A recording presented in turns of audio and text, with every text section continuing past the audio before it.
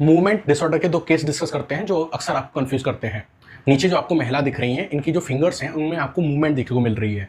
ये slow involuntary और crawling movements हैं। इस बीमारी को बोलते हैं एथिटोसिस। और ये होती क्यों है? आपका ब्रेन का एक पार्ट होता है जिसको बोलते हैं बेसल गैंग्लिया, उसका एक पार्ट होता है जिसको हम बोलते हैं ग्लोबस पैलिडस। उसमें अगर कोई लीजन हो जाता है तो ये बीमारी होती है। अब बात आती है कि लीजन होता क्यों है। तो लीजन होने के बहुत सारे रीजन हो सकते हैं। विल्सन डिसीज हो सकती है जिसमें कॉपर जाके डिपॉजिट हो जाता है इस ग्लोबस पैलिडस वाले पार्ट में, या फिर ब्रेन स्ट्रोक हो सकता है कि इस पार्ट को ब्रेन की जो सप्लाई हो वो रिड्यूस हो गई हो, या फिर सेरेब्रल पाल्सी हो सकता है।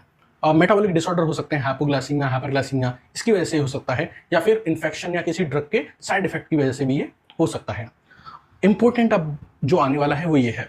अब इसमें आप एक बाबा जी को देख रहे हैं, बाबा जी की भी फिंगर्स इसी तरीके से हिल रही हैं, तो आपको लगेगा ये भी एथिटोसिस है, बट ये एथिटोसिस नहीं है। अब आप कहेंगे ये ऐसी पक्षपात क्यों कि महिला के केस में एथिटोसिस और बाबा के केस में एथिटोसिस नहीं है। वो इसलिए नहीं है क्योंकि मैंने बाबा से कहा कि अपनी आंखें बंद करो, और जब बाबा ने अपनी आंखें बंद करी तो उनकी फिंगर्स की जो मूवमेंट थी वो बहुत तेज होने लग गई। ऐसा क्यों हुआ? ऐसा इसलिए हुआ क्योंकि इनको एथिटोसिस नहीं था। इनका जो लीजन था वो ग्लोबस पैलिडस में नहीं था, इनका लीजन था जो पोस्टीरियर कॉलम होता है उसमें।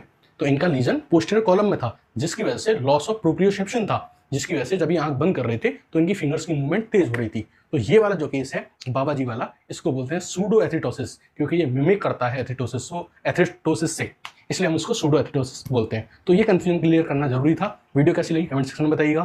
Thank you and have a nice